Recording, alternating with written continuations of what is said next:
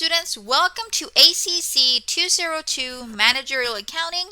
I am Dr. Claudia Mercado and I am super excited to be here.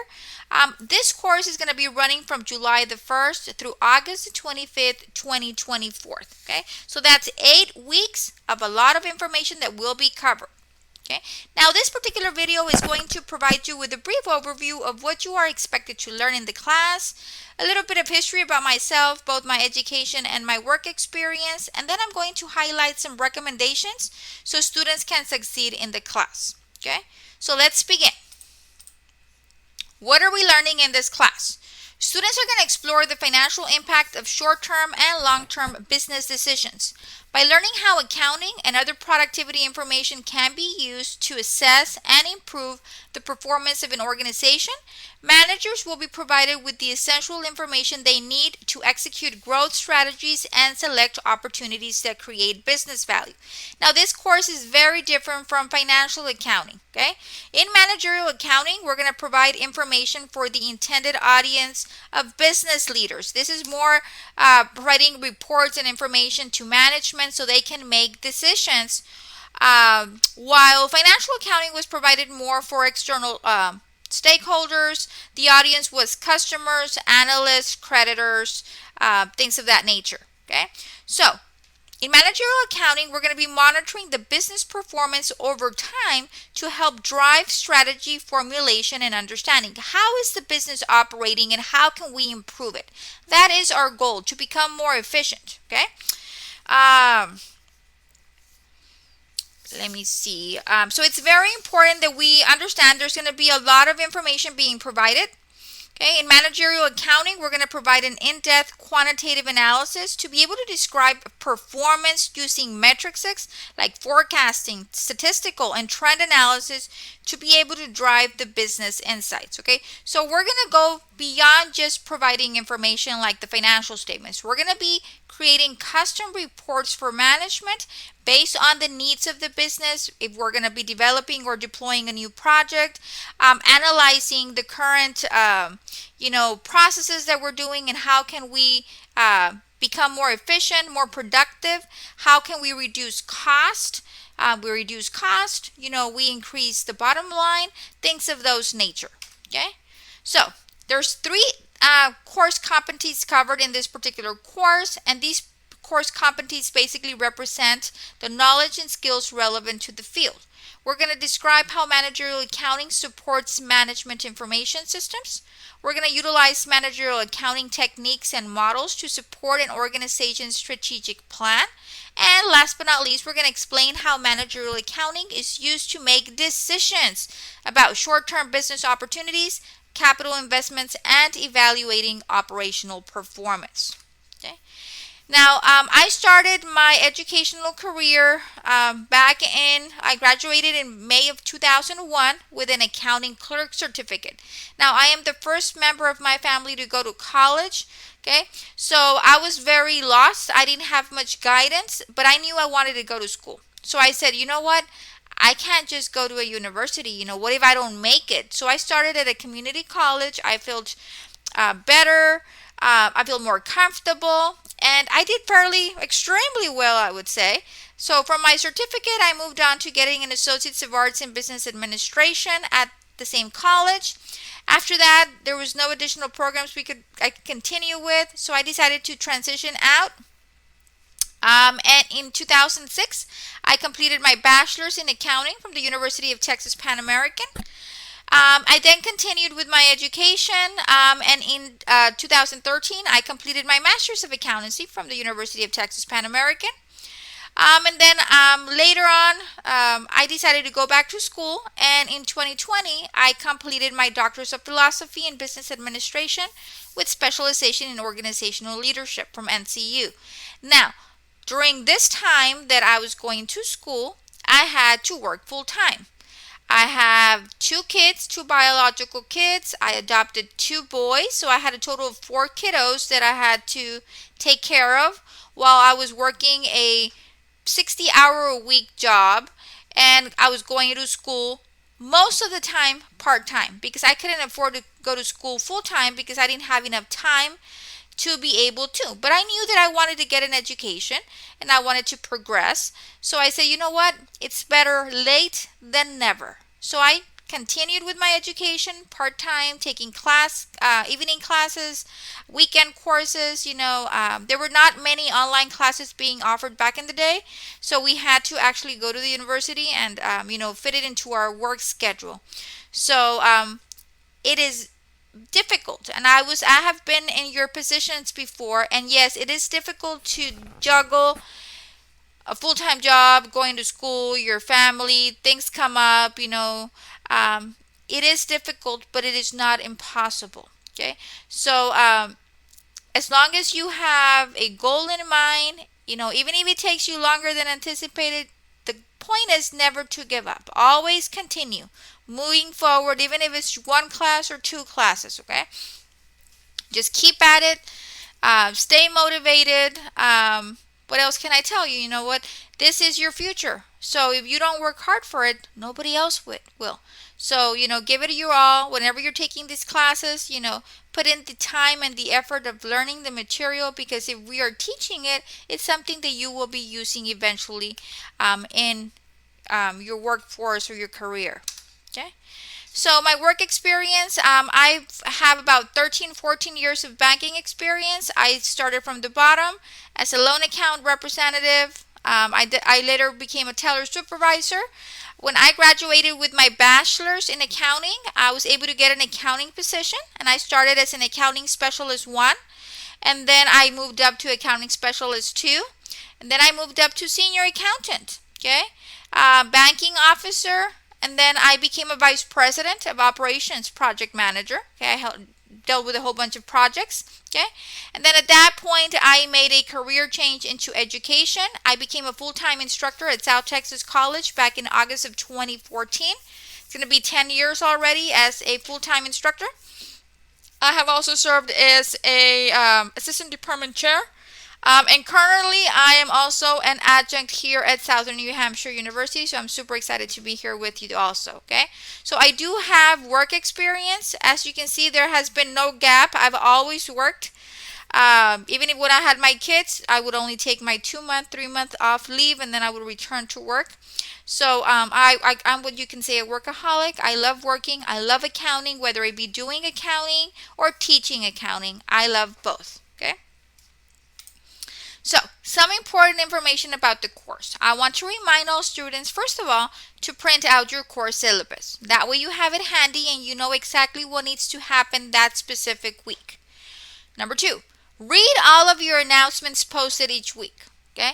I post a lot of announcements, and sometimes I find that students don't view those announcements, don't read those announcements, and then they're asking me questions that are answered in those announcements. Okay, so please make sure that you read your announcements. I post them because they have important information. I've got some videos included in there, examples. So please take the time to read over the announcements posted each week. I post about 2 to 3 announcements a week. Okay, make sure that you adhere to all of your assignment deadlines. Staying organized, time management are critical for your success, not only as a student, but when you're out there in the workforce as well.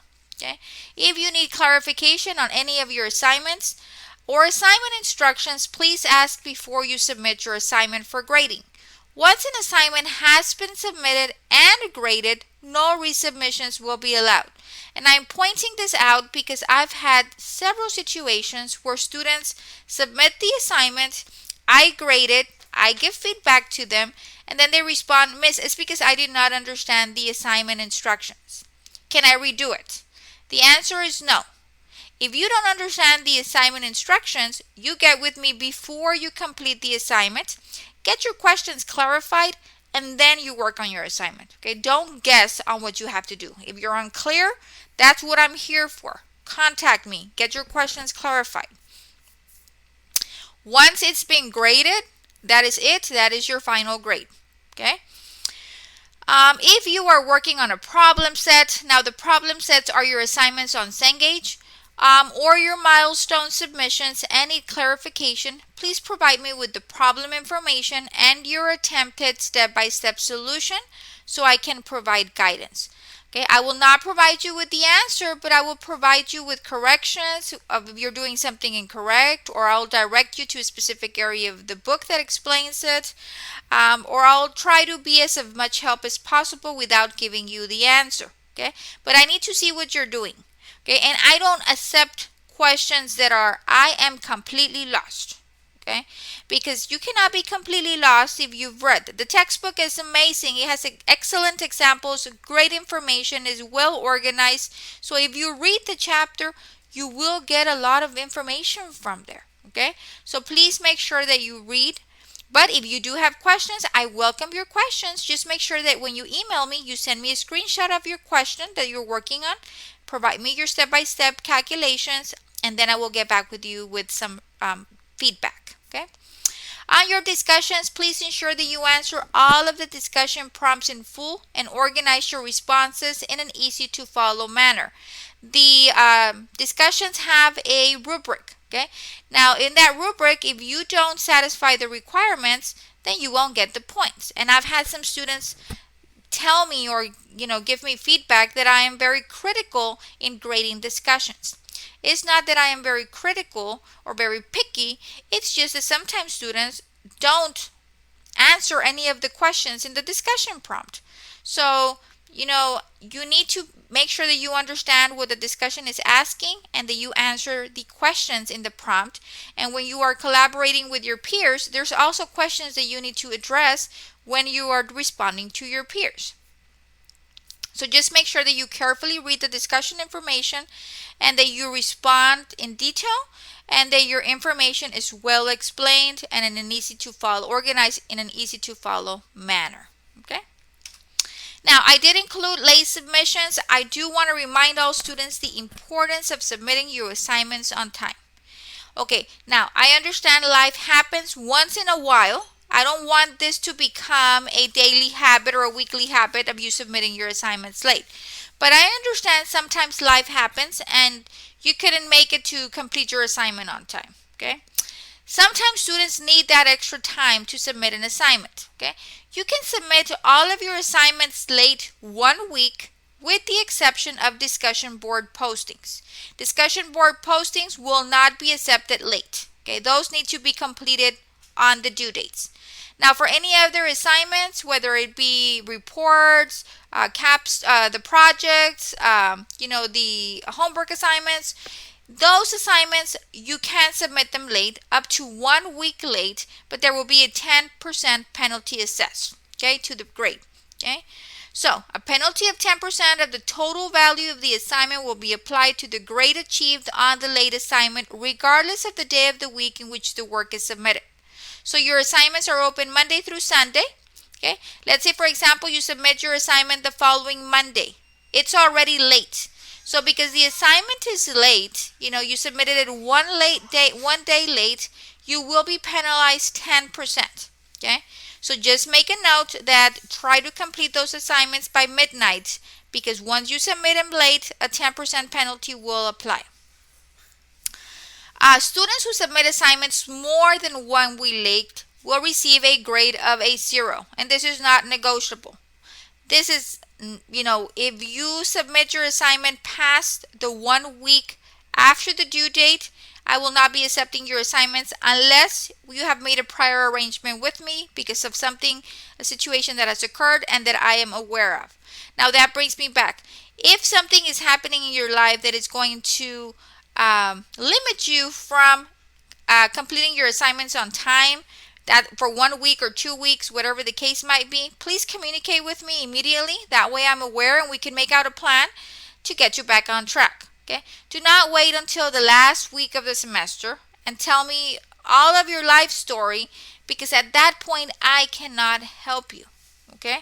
The last week of the semester I cannot help you, but if you get with me week 4 and you tell me, Miss, I'm having surgery and I'm going to be having surgery on this date, but I anticipate I'm going to turn in the assignments for this week late, but I should be back on track next week. Okay, you're having surgery. I understand. Perfect. I hope everything goes well. Let me know when you're back, and then we can figure out, your new assignment resubmission dates. Okay. So for things like that, I will be lenient. I will work with you. if you communicate with me. So all of your assignments are due by 11:59 p.m. On Sunday on your time zone. The last week of the semester, which is week number 8, that ends on August the 25th, all assignments must be submitted by August the 25th at 11:59 p.m. For that final week, I will not be accepting any late assignments after the 25th because I do have strict grading deadlines that I do need to adhere to. Okay, so please make sure, and I will be posting announcements reminding students of submissions and what needs to happen. But just make sure that you always try to submit your assignments by the due date. That way you don't get penalized for the late submission. But if you are needing to submit your assignment late, you only have 1 week after the assignment due date.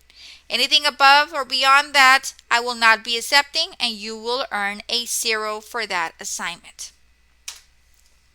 If at any point you have any questions about the course, any of the assignments, please contact me. My email is c.mercado@snhu.edu. If you need to schedule like a call, or maybe we can do a Zoom meeting, let me know, and I'll schedule that, and we can meet and discuss any questions you might have. Okay. If you just have simple questions that can be easily answered on email, I check my emails every day. Please make sure that you email me.